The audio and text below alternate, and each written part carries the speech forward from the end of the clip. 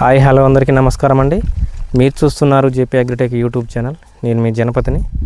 ముందుగా మనం చూసుకుంటే జేపీ అగ్రి క్రాప్ కేర్ వాళ్ళ తరపు నుంచి మల్టిపుల్ మందులు, చాలా రకాల మందులు రావడం జరిగింది.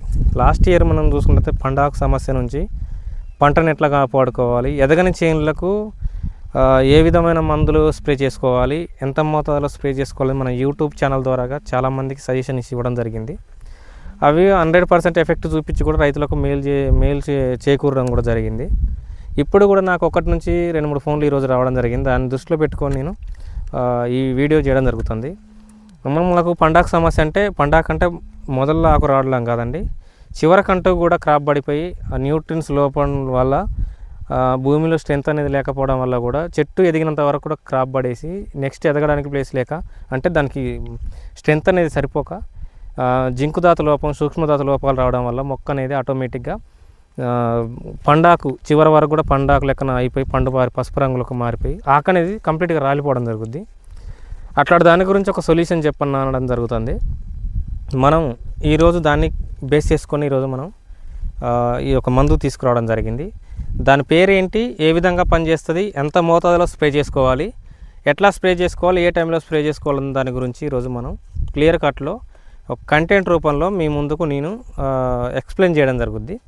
ముందుగా ఛానల్ కొత్తగా చూస్తున్న రైతులు కానీ సబ్స్క్రైబర్స్ కానీ ఎవరైతే ఉన్నారో ఛానల్ లైక్ చేయండి. ఫస్ట్ వీడియోని లైక్ చేయండి. లైక్ చేయడం వల్ల ఇంకో 10 మందికి కూడా ఇది వెళ్ళే అవకాశం ఉంటుంది. లైక్ ఇంపార్టెంట్ అండి.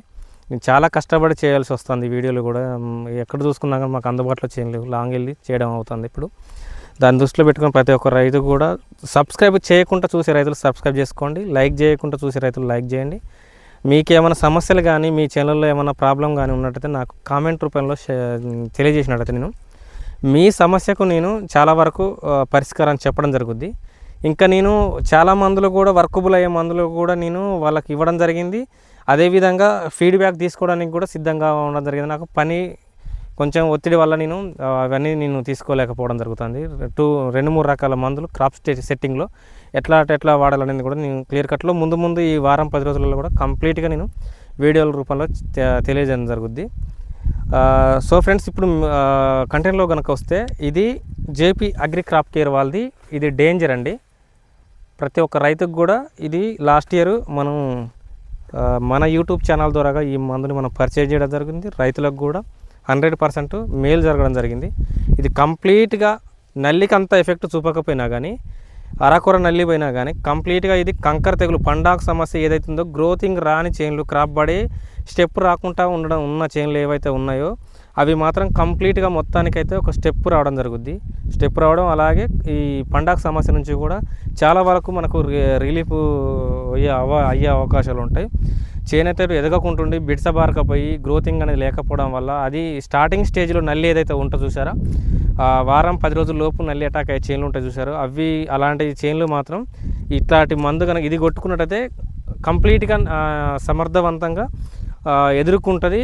ప్లస్ ఇంకోటి ఏంటంటే రైతుకు కూడా సెకండ్ స్టెప్ కావాలనుకునే రైతు ప్రతి ఒక్కరు కూడా ఈ జేపీ అగ్రి క్రాప్ కేర్ వాళ్ళది డేంజర్ అనే మందు మాత్రం ఎకరాకు 250 ml కనుక స్ప్రే చేసినట్టయితే, ఇప్పుడు నేను ముందుగా చెప్పిన సమస్యలు ఏవైతే ఉన్నాయో, జింకు దాత లోపం అయితేంది, సూక్ష్మదాత లోపాలు అయితేంది, న్యూట్రిన్ సంబంధించిన లోపాలు ఏమన్నా ఉన్నా కానీ ఈ డేంజర్ అనే మందు మాత్రం కంపల్సరీ 100 to 100% మాత్రం కంపల్సరీ ఈ డేంజర్ అనే మందు మాత్రం పంటకు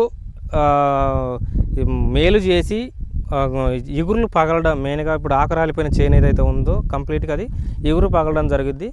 దాన్ని మళ్ళీ మార్చుకుంటూ మనం 1-2 సార్లు కనుక వేరే మందులు ఇవి కలుపుకొని కనుక స్ప్రే చేసినట్టు, ఇప్పుడు ఈ డేంజర్లో మాత్రం ఏ మందు కలపకూడదండి. ఇది సోలోగానే స్ప్రే చేయాలండి. ఇది కనుక 200 నుంచి 250 ml కంపల్సరీ స్ప్రే చేయాలి. క్రాప్ పడ్డ చేనులకు మాత్రమే స్ప్రే చేయాలి. క్రాప్ పడ్డ నాటికి అవసరం లేదండి. ఎదగ నాటికి మామూలుగా వేరే నేను న్యూట్రిన్స్ చెప్తాను, అవి స్ప్రే చేసుకోండి.